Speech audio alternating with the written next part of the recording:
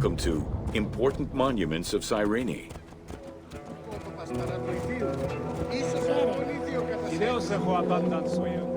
The sanctuary of Apollo sits on a prominent edge of the plateau of Cyrene, overlooking the Mediterranean Sea.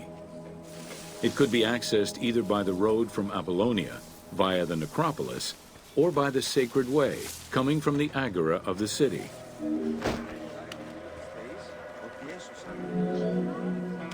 The abundance of temples and statues throughout the city reflect the various Greco-Roman and Egyptian cult influences over the centuries. Temples dedicated to Apollo, Cyrene, and Zeus stood alongside those of Ptolemaic gods, such as Serapis and Isis. Numerous fountains were decorated to represent other gods, including the city's namesake, Cyrene.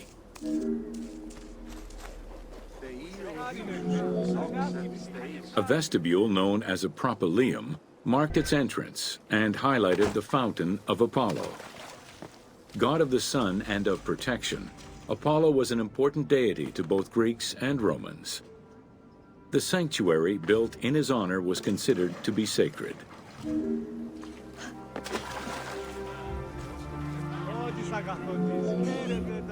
The imposing temple was built on a natural cornice, stretching more than 200 meters in length and roughly 50 meters in width, and was surrounded by a vast Doric colonnade.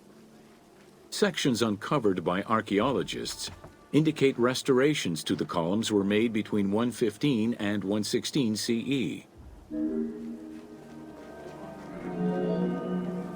The altar was located in front of the temple.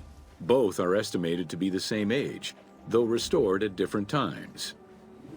Many bulls were sacrificed each year at the altar in honor of Apollo.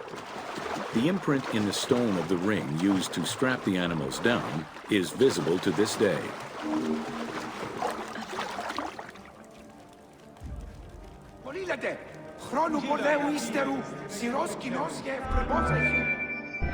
Carved during the Roman era, the Apollo Cytharide was discovered near the temple.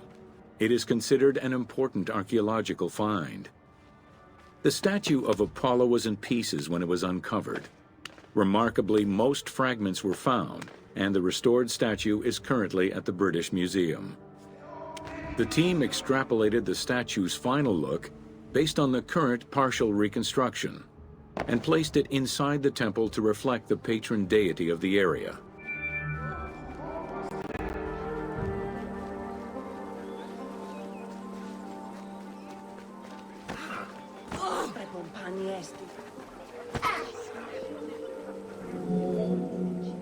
The amphitheater of Cyrene is located on what is known as the Terrace of Myrtosa, next to the sanctuary of Apollo. It was built on top of the old theater in the 2nd century. Originally used as a stage, the theater became an amphitheater once the taste for Roman gladiatorial entertainment reached the city.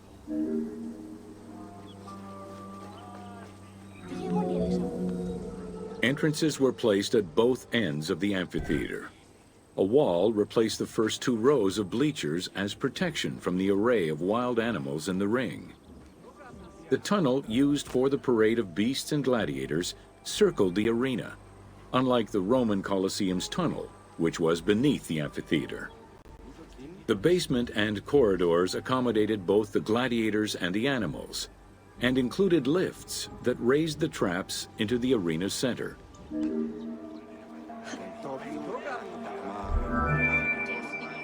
Since the original theater was close to the cliffside, the expansion didn't allow for a perfect circle.